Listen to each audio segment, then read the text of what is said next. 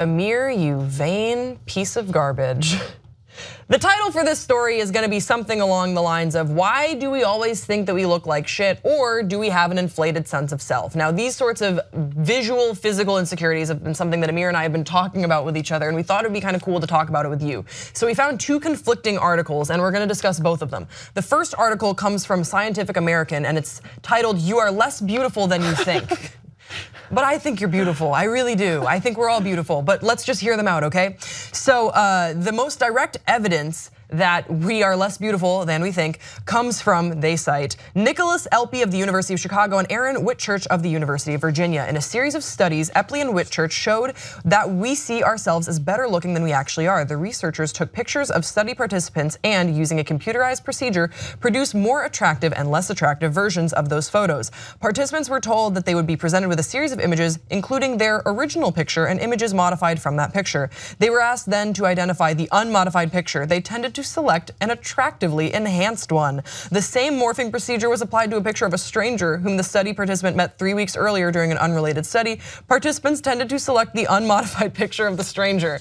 So we, according to this from Scientific American, we think that we look awesome, but other people, oh my God, hot garbage, which does reflect how I see you. Yeah, me too, Always, and you, just and you. Hot microwave. I really have to push myself to be kind when I see your face in the morning. So, okay, so there's a conflicting opinion here that I think is important to present. This comes from Psychology Today, and it's titled, "Why You Don't Think You're Beautiful." And let's talk about this one too. So research suggests, obviously, we should just give this a quick nod, that the media negatively affects how we judge both ourselves and others. We tend to focus on how it affects our perception of ourselves, but the media affects how we judge others too. So taking that out of the picture for just a second, obviously the media does have an impact on how we view ourselves, but there's gotta be a little bit more to that. Why do we hold ourselves to it more than everyone else? Why do we think that we pick ourselves apart more than others? This is what they say. They use the example of a fictitious person named Amy, so just bear with us for that. Amy carefully checks on all her flaws each time she looks in the mirror. The balanced beauty assessment that Amy graciously grants others is lost when she views herself. She sees herself as less beautiful than everyone else sees her. Plus, whatever has your attention seems more important than what you're not paying attention to. It's called attentional bias. It's a natural fact that if you spend most of the time carefully examining your flaws and only very little time appreciating your good points, the flaws will tend to weigh heaviest on your mind. Basically what they're saying is that we look at ourselves in the mirror every single day, and it's easier for us, just human nature, to pick out the flaws than to appreciate the subtleties that are doing really well. For example, I didn't have a nose hair this morning. Good for me, that's something to be celebrated. Shut up, Amir. What they say as a solution to this is, if we can avoid the attentional bias on flaws, then we can make up for our loss aversion. We'll always see ourselves more deeply than most, but we can focus on the good and bad. For every subtle flaw we endure, a subtle loveliness we can turn to.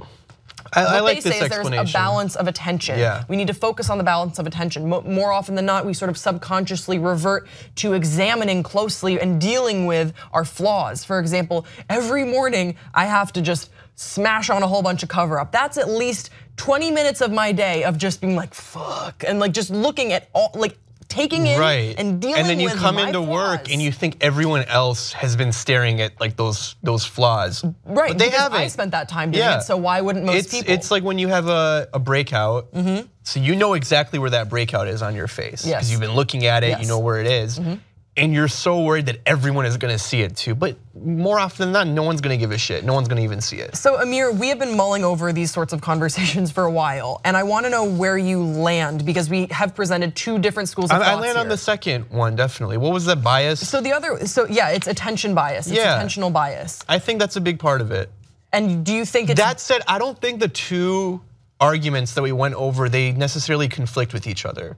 I think when we look at pictures of ourselves, we like to imagine that we look better than average, or at least we look above average compared to like everyone in the picture. I agree. I don't think that they're mutually exclusive schools of thought. One is kind of saying, this is, let me tell you how I interpret it. So the first one, you are less beautiful than you think, to me is reflective. When you look at an image of yourself, you kind of want to believe that you aspire to be as good looking as you know you can be. So it's the sort of subtle changes that if I cover up some blemishes on a photo, or if I make myself look a little bit taller, I will look at that and be like, oh, that is how I aspire to be. It feels natural because I've always sort of thought of myself wanting to look that way. Right. Now, so that's reflective. The other one is you don't know how beautiful you really are. You don't pay attention to that. Is more in the present. So one is sort of in the past, how we look back on ourselves and photos and that representation of ourselves, and then the other is more in our current presentation and that sort of insecurity and innate sort of self-consciousness that comes with just trying to be a human in the world and trying to look your best. And we're more aware in the moment of how we feel than when we look back and you see a good photo, you're like, oh, that is me. Or if you take away a blemish, like, yes, I believe I could look that way. It's sort of building yourself up. Yeah, so I think the first one then, it's not really an issue. The second one, it's something you should overcome. And it would make you a stronger person.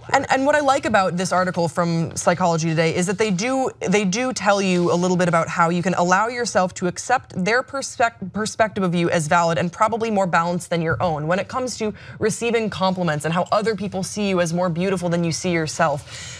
It just brings me back to just practicing a little bit of self-care every day, whether it is meditation or prayer or just going for a walk. Do you meditate? I pray, so that's sort of my meditational time. And I just think— Do you pray for me? Oh God, so much. Good. Just making sure. Lord knows. Life has been pretty good recently, so you must have been praying hard for me. No, that's not what I'm praying for. That's awful. I would never pray for mean things to happen. You can't. God doesn't listen to that stuff, right? Yeah. There's no way he'd follow through. No, no never.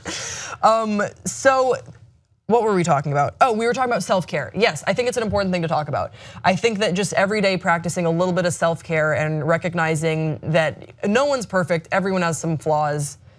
And that's just part of the human condition, and you're gonna notice them. That's also part of the human condition. But I think taking that in kind with the things that the loveliness, the tenderness about yourself, the things that you think that you do well. For example, I like my eyebrows. They're big. You have great eyebrows. I used to pluck the shit out of them, and I don't that much anymore because they are. You have nice freckles. Well, those are mostly pimples. I appreciate. No, they are freckles. You have good freckles. Yeah, and you know, I'll give you a compliment too, and you have to just accept it. You have great hair. You do. I know you're insecure about your hair. You have dope ass hair. If I had your hair, I would grow it out to here. I would live my Eddie Vedder dreams. Really? Yeah, for sure. In a heartbeat.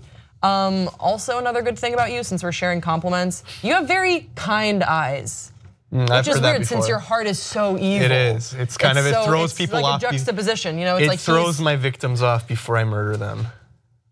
Wow. Guys, on that note, let's toss it over to you guys in the comment section below. Is this something that you've kind of been mulling about, talking about in your friend groups? I know that it's something we have been talking about. Give yourself a compliment in the comment section below. Let's practice some self-care. And don't forget to subscribe to this channel, and we will see you next time on Pop Trigger.